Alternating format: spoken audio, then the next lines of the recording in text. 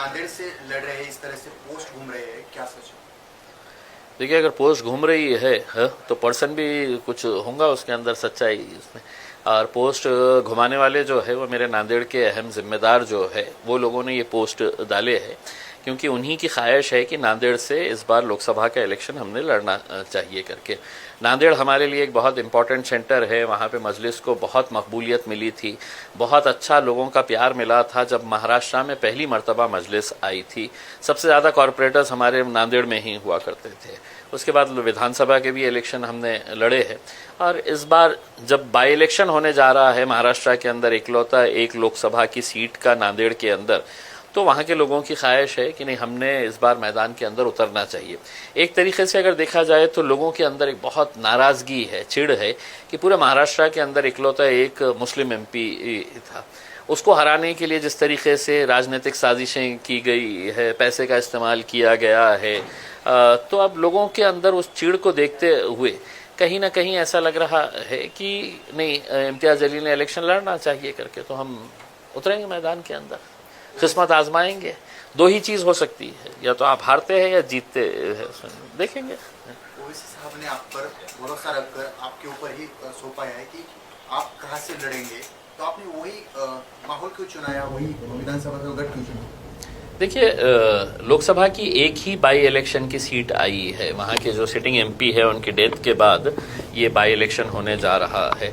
अगर कोई और उससे बेहतर अगर होती कॉन्स्टिट्यूएंसी तो वहाँ पर विचार करे होते, लेकिन चूंकि इकलौती एक सीट है, और जैसा मैंने आपको बताया है कि मजलिस का और नांदेड़ का एक बहुत पुराना रिश्ता रहा है, हमारा बहुत अच्छा ऑर्गेनाइजेशन सेटअप है वहाँ पर, तो हमने नांदेड़ के अंदर जाने का फैसला किए है।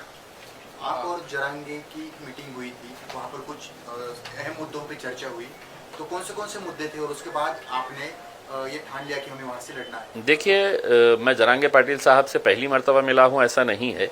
जब उन्होंने अपना आंदोलन शुरू किया था उस वक्त भी मैं उनके गांव गया था। यहाँ पे जब वो एडमिट थे तो 2 मर्तबा मैं हॉस्पिटल जाके उनसे मुलाकात की थी।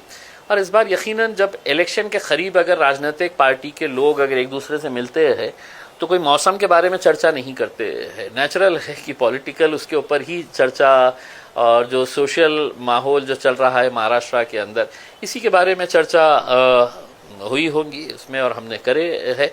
और आकर जो भी हमारी चर्चा हुई है हम बाहर आकर बताया है लोगों को, मीडिया के सामने भी हमने, आपने सवाल किया हमने जवाब दिया, हम क्यों आए थे, कैसे आए थे करके। लेकिन जरांगे ने एक बात की थी कि मुस्लिम और मराठा इकट्ठा आएंगे तो सत्ता परिवर्तन हो सकती है।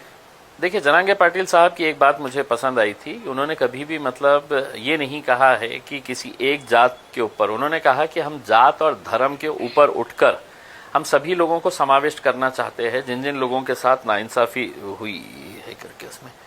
और एक अच्छी बात यह है कि जैसा मैं जरांगे पाटिल साहब के बारे में यही कहूँगा कि देखिए, एक समाज, किसी एक मामूली सा आदमी, एक सादा सा आदमी गाँव का उसके पीछे अगर जा रहा है तो कहीं ना कहीं उसकी जो प्रामाणिकता है अपने समाज के प्रति, इस वजह से पूरा समाज एक आवाज़ के ऊपर उठ के उसके पीछे जा रहा है।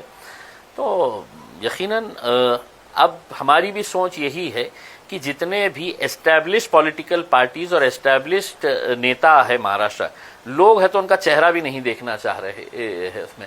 आप खुद देखिएगा, अभी जो हुकूमत के अंदर बैठे थे, लोगों ने वोट किसको दिया था, हुकूमत में वो जाके किसके साथ बैठे हैं, किसके साथ दोस्ती कर लिए, किसके साथ गले मिल लिए है करके, तो लोगों का विश्वास अब राजनीति के ऊपर से ही खत्म होता जा रहा है। तो उनको एक ऑल्टरनेट देने के लिए हम सोच रहे हैं क्यों ना एक नया एक समीकरण तैयार किया जाए करके। सिटी का क्या माहौल है, क्योंकि अपने यहाँ पर जो कैंडिडेट्स है एमआईएम की ताकत यहाँ पर अच्छी है, उसके बाद कहाँ पर कौन से उम्मीदवार देंगे, इस तरह से क्या?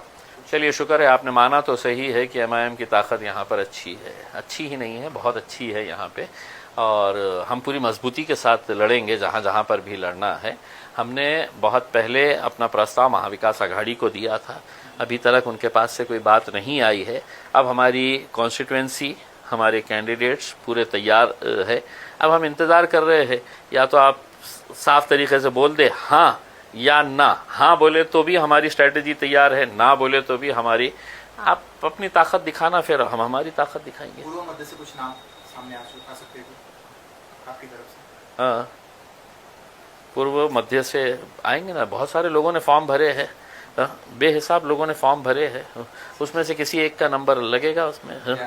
या आप दोनों जगह से लड़ेंगे? हो सकता है, मैं तो क्लियर कहा हूँ ना। अगर मेरे कायद बैरिस्टर असदुद्दीन अवैसी साहब ने कहा कि नहीं सिर्फ लोकसभा लड़ो तो लोकसभा लड़ेंगे, उन्होंने कहा नहीं विधानसभा ही लड़ो तो विधानसभा लड़ेंगे, उन्होंने कहा कि दोनों जगह लड़ो तो दोनों जगह लड़ेंगे, और उन्होंने कहा कि नहीं दोनों जगह मत लड़ो, तुम लड़ो ही मत, तो नहीं लड़ेंगे।